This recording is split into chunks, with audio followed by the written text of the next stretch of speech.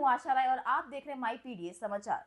बिहार विधानसभा चुनाव 2025 के 2 चरणों में मतदान हो चुके हैं, जिसके नतीजे जो है 14 नवंबर को घोषित किए जाएंगे।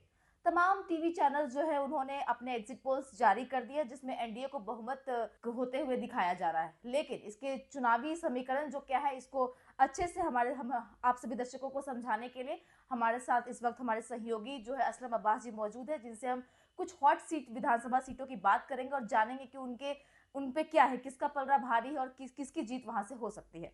तो सबसे सीधा सवाल असलम अब्बास जी आपसे रहेगा कि भोजपुर विधानसभा की आरा सीट से आपको क्या लगता है, कौन जीत सकता है या किसको हार का सामना करना पड़ सकता है? देखिए, बिल्कुल आप दो चरण में बिहार में जिस तरीके से मतदान हुए हैं, जी मतदाताओं में काफी जोश दिखा है और मतदाताओं की अच्छी संख्या जी बूथों पर पहुंची है। और सभी पार्टियों में ये बेचैनी है, लोग परेशान है कि आखिर जो ये वोट का प्रतिशत अचानक बढ़ा। आपको जी पता होगा आशा जी जी, आजादी के बाद पहली बार लोगों ने इतनी संख्या में अपने वोट का अधिकार का इस्तेमाल किया। जी तो बेचैनी एनडीए गठबंधन और महागठबंधन दोनों तरफ में। लेकिन जिस तरीके से आप बात आरा की कर रहे हैं, आरा आरा बहुत क्रांतिकारियों की जमीन है। भोजपुर एक दौर था जब आजादी से पहले पूरे शाहाबाद का हेडक्वार्टर आरा हुआ करता था, लेकिन वक्त के साथ मौजूदा समय में भोजपुर जिला का हेडक्वार्टर आरा है और जी आरा क्रांतिकारियों की जमीन रही है। जी बड़े बड़े क्रांतिकारी यहाँ से निकले हैं। खास करके जिस तरीके से देश में नक्सल मूवमेंट हुआ और नक्सल मूवमेंट बिहार पहुंचा, तो आरा के लोगों ने इसे बहुत मजबूती प्रदान की। और जैसे ही आप आरा के नाम लेते हैं तो आप साफ साफ समझिए कि आरा में इस बार भाकपा माले के क्यामुद्दीन अंसारी चुनावी मैदान में है, जिनका टक्कर भाजपा के संजय टाइगर से है। जी दोनों में आमने सामने की राइट जबरदस्त मुकाबला है देखने को। हालांकि एग्जिट पोल के आंकड़े को छोड़ दिया जाए तो जो मुकाबला है, भाकपा माले जमीन की पार्टी मानी जाती है, तो दूसरी तरफ भाजपा, जी उनके पास बड़े पैमाने पर इंफ्रास्ट्रक्चर हैं, बड़े बड़े नेता हैं, सब कुछ बड़ी बड़ी गाड़ियां हैं और बड़े बड़े स्टार प्रचारक हैं। प्रधानमंत्री नरेंद्र मोदी खुद हैं खुद और दूसरी तरफ सुशासन बाबू का जी जी तमगा भी उनके साथ में जी है। तो मुकाबला तो मुख्य रूप से दो ही आदमी के, एक संजय टाइगर हैं जो एनडीए के प्रत्याशी हैं, तो दूसरी तरफ से महागठबंधन के प्रत्याशी क्यामुद्दीन अंसारी हैं। लेकिन जो समीकरण है आरा विधानसभा सीट, आरा अपने क्रांति, जैसा कि मैं शुरू में बताया आपको कि अपने क्रांति को लेकर आरा हमेशा चर्चा में रहा है। तो परिणाम जब आने वाला है जो समीकरण के आधार पर, तो भाजपा ने पिछले 5 बार के विधायक अमरेंद्र प्रताप सिंह को टिकट न देकर नए प्रत्याशी पर दाव खेला है। तो एक तो राजपूतों के अंदर जो क्षत्रिय समाज है, उनका रुझान किधर रहा। क्या अमरेंद्र प्रताप सिंह के टिकट काटने के बाद लोगों ने संजय टाइगर को वोट किया है कि नहीं, ये सबसे बड़ा सवाल है। अगर नहीं किया होगा तो बीजेपी के लिए बहुत मुश्किल है। हालांकि टक्कर दोनों प्रत्याशी में साफ साफ है, इसमें कोई किंतु परंतु का सवाल नहीं है। दूसरी तरफ आरा क्रांति को लेकर अपने कैडर बेस, भाकपा माले के पास मजबूत कैडर है आरा में जी, तो उनके पास कैडरों का समर्थक है। तो कमोबेश मुकाबला दोनों के बीच में बराबर। हालांकि 14 तारीख का परिणाम क्या आएगा वो तो हम सभी को इंतजार है, हम लोग दर्शक तक पहुंचाएंगे भी, दर्शक को बताएंगे भी। लेकिन जो समीकरण निकल कर आए हैं महागठबंधन में, पिछले बार आपको मालूम होगा कि पिछले बार क्यामुद्दीन अंसारी चुनाव जीतते जीतते आरा से हार गए थे जी। अब इस बार शुरुआती रुझान में तो उनका पलड़ा भारी है, लेकिन क्या वो पलड़ा वोट में कन्वर्ट हुआ है कि नहीं हुआ, इसी पर सबसे ज्यादा फोकस है और ऐसा ही कुछ परिणाम आ सकता है। ठीक है। अगर हम दूसरा सवाल आपसे ये करेंगे कि तरारी सीट की बात करें तो वहां से विशाल प्रशांत और सुनील पांडे जैसे बड़े चेहरे जो है मैदान में, आपको क्या लगता है इस बार किसकी तरफ जो है जनता का प्यार आपको लगता है कि मिला होगा? बिल्कुल, तरारी की आप जब बात करते हैं तो सही बात है। सुनील पांडे जी शाहबाद के बाहुबली नेता हैं, बाहुबली छवि के रूप में जाने जाते हैं। सुनील पांडे को कौन नहीं जानता शाहबाद की जिंदगी में। लेकिन ये तरारी विधानसभा वही तरारी विधानसभा जहाँ राम नरेश, कॉमरेड राम नरेश की ये सरजमीन है। कॉमरेड राम नरेश जब नक्सल मूवमेंट भोजपुर में चल रहा था तो वहां से कई बार विधायक कॉमरेड राम नरेश रहे। उसके बाद सुदामा प्रसाद भी जो मौजूदा समय में आरा संसदीय क्षेत्र से सांसद है, ठीक है, उन्होंने तरारी का प्रतिनिधित्व किया जी। लेकिन उपचुनाव में सुनील पांडे के बेटे विशाल प्रशांत चुनाव जीतने में कामयाब रहे जी। और बीजेपी ने 2025 में उन पर फिर से विश्वास जताया है। हम्म। दूसरी तरफ अगर बात कीजिएगा, जैसा मैंने शुरू में कहा कि कॉमरेड राम नरेश राम का ये क्षेत्र है, मजबूत क्षेत्र है, माले का बहुत मजबूत गढ़ है तरारी, इतना आप समझिए। तो माले ने अपने आम कार्यकर्ता मदन चंद्रवंशी को इस बार चुनावी मैदान में उतारा है। तो सुनील पांडे के बेटा को लेकर और जिस तरीके से चर्चा है, उस सीट तो बहुत हॉट है, पूरा चर्चा में। सुनील पांडे बाहुबल धन बल के लिए जाने जाते हैं, लेकिन तरारी अपने संघर्षों के लिए, जिस तरीके से राम नरेश से लेके सुदामा प्रसाद और उपचुनाव में विशाल प्रशांत की जीत हुई है। 2025 आम चुनाव विशाल प्रशांत और सुनील पांडे के लिए बहुत आसान नहीं है, आप समझिए, क्योंकि पिछले हार से भाकपा माले और महागठबंधन के सभी लोग तरारी को किसी भी कीमत में अपने हाथ से छिटकने नहीं देना चाहते, यानी कि लूज नहीं करना चाहते हैं। और माले की तरफ से जो कैडर वोट है तरारी में, बहुत मजबूत गढ़ है तरारी, और तरारी अपने आप में सिर्फ और सिर्फ सुनील पांडे को लेकर चर्चा में तो जरूर रहता है, लेकिन उससे ज्यादा संघर्ष को लेकर चर्चा में रहता है। जैसा कि मैंने आपको शुरू में बताया, तो जरूर चर्चा में है तरारी इस बार, लेकिन तरारी चर्चा के साथ साथ सुनील पांडे एक तरफ बाहुबल हैं, उनके पास धन बल है, तो दूसरी तरफ कार्यकर्ताओं और कैडरों की बड़ी फौज भाकपा माले के साथ है, फिर महागठबंधन का साथ है। तो तरारी में खैर विशाल प्रशांत विधायक हैं, तो पहला लीडिंग रोल तो उन्हीं का है, यानी कि शुरुआत में तो विशाल प्रशांत जो हैं आगे हैं, उसमें कोई किंतु परंतु का सवाल नहीं है, क्योंकि निवर्तमान विधायक है। लेकिन यहाँ पर माले की मजबूत उपस्थिति है और महागठबंधन अपनी ताकत दिखाने के लिए तैयार है। जी, इस बार चुनाव में संदेश विधानसभा सीट की भी बहुत चर्चा हो रही है, यहाँ भी कांटे की टक्कर है, आपको क्या लगता है?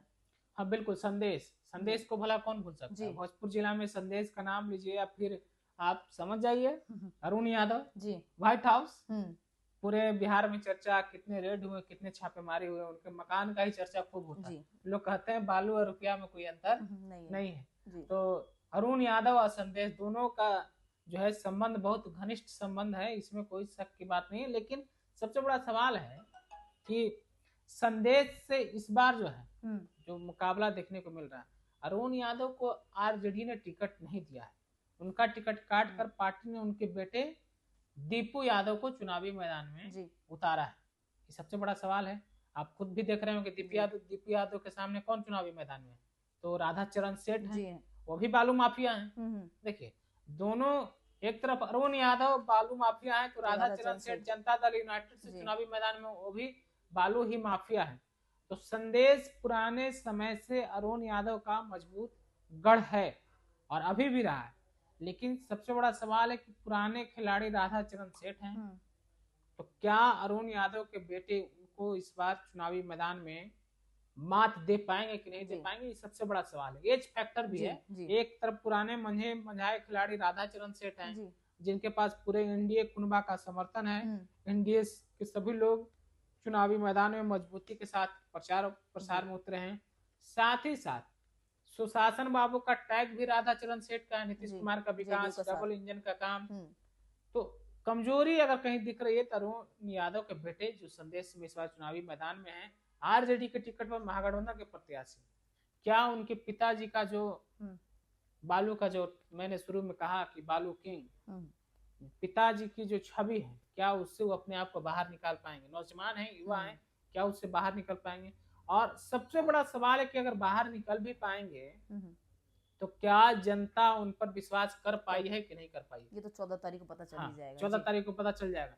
क्या बूथ तक लोग पहुंचे हैं, क्या महागठबंधन के पक्ष में लोग मतदान किए हैं कि नहीं किए हैं, इस पर सबकी नजरें हैं और हमारी भी नजरें। लेकिन इतना जरूर है कि राधा चरण सेठ और दीपू यादव जो कि अरुण यादव के बेटे, इन दोनों के बीच में भयंकर लड़ाई है।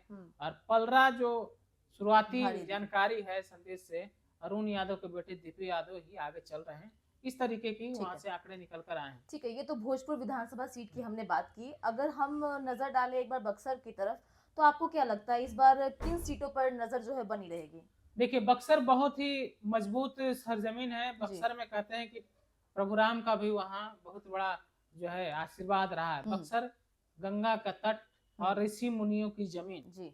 बक्सर जो है ऋषि मुनियों की जमीन रही है हम्म, और बक्सर हमेशा सियासत में, बिहार की राजनीति में अहम भूमिका किरदार निभाती निभाता है। रहा। जी।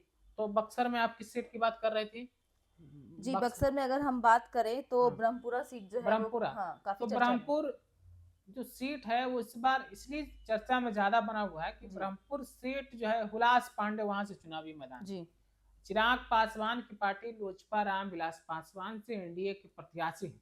इसी को लेकर सबसे ज्यादा चर्चा है। ब्रह्मपुर की अगर बात करें हम्म, तो उल्लास पांडे किस छवि के हैं पूरा शाहबाद और पूरे बिहार के लोग जानते हैं। हम्म, खास करके उन पर जो आरोप लगा ब्रह्मेश्वर मुखिया को ओ, लेकर, जी। समझ गए, हम्म, बहुत तरह के आरोप लगे, हम्म, उसको लेकर सबसे ज्यादा अगर चर्चा कोई है ब्रह्मपुर में तो उल्लास पांडे के साथ में, और पीछे पीछे यही बात चल रही है कि क्या जनता ने मुखिया जी की बातों जी। को समझा है, क्या मुखिया जी के जिस तरीके से हत्या हुई, क्या जनता ने माफ कर दिया जी। हुलास पांडे को? अगर जनता ने माफ कर दिया है तो हुलास पांडे ब्रह्मपुरा में अपनी मजबूत उपस्थिति दर्ज कराने में कामयाब रहे। यही राजद से शंभुनाथ यादव भी है, उनके हाँ, बारे में अगर आप हाँ, क्या राय देना लेकिन चाहेंगे? हम दूसरी वही बात बोलते हैं। और अगर जनता ने उनको माफ नहीं किया है, जी। तो जैसा कि आप बोल रही हैं हम्म, कि राजद से शंभुनाथ यादव मैदान में है, जी। तो फिर वो कहीं ना कहीं वोटर हम्म, राजद यानी कि महागठबंधन की तरफ शिफ्ट होते हुए नजर आ रहे हैं। जी। यानी कि फिर मुकाबला जो है शंभू यादव के लिए काफी जी। आसान हो जाता है हम्म, अगर मुखिया जी के जो समर्थक है जी। ब्रह्मपुरा में, जी। मुखिया जी बड़े भूमियारों के बड़े नेता जी। बिहार में रहे, जी। और हुलास पांडे खुद हम्म, भूमियार हैं। हम्म, ब्रह्मपुरा भूमियार बहुल क्षेत्र भी माना जाता है। हम्म, लेकिन सबसे समस्या जो है हुलास पांडे की वही है, क्योंकि हुलास पांडे का पिछला जो आप राजनीतिक इतिहास देखिएगा तो आप सबको पता है उनका क्या रहा है राजनीतिक जी। परिदृश्य, समझिए। हम्म, दूसरी तरफ शंभू यादव, उनके पास महागठबंधन का कुनबा है, माले मजबूत स्थिति में है पूरा शाहबाद में। आपको जी। पहले भी बताया कि भाकपा माले का मजबूत कैडर ब्रह्मपुरा में भी है और राजद भी वहां मजबूत स्थिति में रही है। तो ब्रह्मपुरा हॉट सीट तो जरूर हुलास पांडे को लेकर बना हुआ है, लेकिन हुलास पांडे के लिए सीट जितना आसान बात जी। नहीं है, क्योंकि अगर मुखिया जी के कत्ल का जो इल्जाम उन पर लगा था, अगर उस पर जनता ने उन्हें माफी दे दी है तब तो उन्हें मुश्किल नहीं है, और अगर जनता ने माफी नहीं दी है तो ये सीट शंभूनाथ के लिए बहुत आसान हो जा रहा है। तो शाहपुर विधानसभा सीट की बात करें तो आपको क्या लगता है, आप दर्शकों को अगर सिंपल वे में समझाना चाहे कि यहाँ के चुनावी समीकरण जो है वो क्या बताते हैं आपके हिसाब से? हाँ बिल्कुल, देखिए बक्सर जिला में ही शाहपुर विधानसभा सीट है, ये भी मजबूत सीट है। इसलिए मजबूत सीट है कि यहाँ से पूर्व समाजवादी नेता, बड़े समाजवादी नेता और रहे रामानंद तिवारी के पोते राहुल तिवारी, यानी कि शिवानंद तिवारी के बेटे हैं चुनावी मैदान में। वो आरजेडी के टिकट पर महागठबंधन से चुनावी मैदान में। रामानंद तिवारी बिहार के मुख्यमंत्री बने, उनके पिता बेटे यानी कि रामानंद तिवारी के बेटे शिवानंद तिवारी खुद बिहार के बड़े समाजवादी नेता रहे हैं, राहुल तिवारी उनके बेटा हैं। तो शाहपुर विधानसभा सीट कहीं ना कहीं रामानंद तिवारी को लेकर और शिवानंद तिवारी को लेकर जरूर चर्चा में ये सीट है, जरूर इस पर खूब चर्चाएं हो रही। लेकिन बीजेपी ने राहुल तिवारी के सामने युवा चेहरा के रूप में राकेश ओझा को चुनावी मैदान में उतारा है, जो विशेश्वर ओझा के बेटा। विशेश्वर ओझा बीजेपी के बड़े नेता, पार्टी के उपाध्यक्ष रह चुके हैं, शाहबाद के बड़े नेता हैं, दोनों ब्राह्मण समुदाय से, और ये क्षेत्र जो है ब्राह्मणों के बहुल वाला क्षेत्र माना जाता है, यानी कि ब्राह्मण बहुलता वाला ये क्षेत्र है। तो कहीं भी किंतु परंतु खैर जात के आधार पे तो होना नहीं है, क्योंकि दोनों तरफ से प्रत्याशी जो है ब्राह्मण समुदाय से। तो लेकिन एक तरफ जरूर है कि राहुल तिवारी के लिए चुनौती है, क्या वो पिछले 5 साल में अपने जनता से किए गए वादों पर खरे उतरे हैं कि नहीं उतरे हैं, जो जनता से उन्होंने वादा किया काम को किया कि नहीं किया। अगर काम किए हैं तो जिस तरीके से ये अपने पिता की विरासत को आगे बढ़ा रहे हैं, जैसा कि मैंने बताया शिवानंद तिवारी के बेटे हैं, तो अपने पिता के राजनीतिक इतिहास को, विरासत को आगे बढ़ा तो जरूर रहे, लेकिन क्या जनता से जो वादे किए गए 2020 विधानसभा चुनाव में राहुल तिवारी उस पर खरे उतरे हैं कि नहीं उतरे हैं, बड़ा सवाल है, उनके लिए बड़ा क्वेश्चन मार्क है। अगर राहुल तिवारी ने जनता से किए गए वादे पर काम किया है तो राहुल तिवारी के लिए तो जीत आसान हो, लेकिन जिस तरीके से बीजेपी और एनडीए ने हम्म, युवा चेहरा के रूप में राकेश ओझा को चुनावी मैदान में उतारा है, युवाओं के बीच में उनकी अच्छी पकड़ मानी जा रही है। जी, अच्छी पकड़ है हम्म, और बीजेपी का मजबूत संगठन भी है हम्म, बक्सर में, शाहपुर में। तो एक तरफ जरूर राहुल तिवारी के लिए चुनौती है सीट बचाना, तो दूसरी तरफ राकेश ओझा के पास ये मौका है, अच्छा मौका है कि युवाओं के बहाने वो सीट पर कब्जा जी, कर सके, जी, जीत सके। तो सबसे बड़ा जो आसान शब्दों में कहें जी, तो राकेश ओझा के पास खोने के लिए कुछ नहीं है, क्योंकि पहली बार चुनावी मैदान में है। जी, सबसे ज्यादा अगर मुश्किल कहीं हो रही है तो राहुल तिवारी के लिए ही ठीक। मुश्किल हो रही है। तो ब्रह्मपुर और शाहपुर के अलावा कोई ऐसी सीट जिसपे कांटे की टक्कर देखी जा नहीं सकती नहीं, है? बाकी तो बहुत सारे सीटें हैं। जी, आप जो है बक्सर में देखिएगा, लेकिन ये जो मुख्य प्रमुख सीटें थी जी, बक्सर और भोजपुर जिला का, मैंने उसके बारे में आपको बताया है। ठीक है। असलम अब्बास जी, बहुत बहुत धन्यवाद आप इस जानकारी को दर्शकों तक पहुंचाने के लिए। तो ये थे हमारे सहयोगी असलम अब्बास जी, जिन्होंने आज चुनावी समीकरण को आप सभी तक पहुंचाया कि इन हॉट सीटों पर किसकी तरफ जनता का जो है वो झुकाव हो सकता है। तो ऐसी ही लेटेस्ट खबरों से अपडेट रहने के लिए आप हमारे साथ बने रहें और देखते रहिए माई पीडीएस समाचार।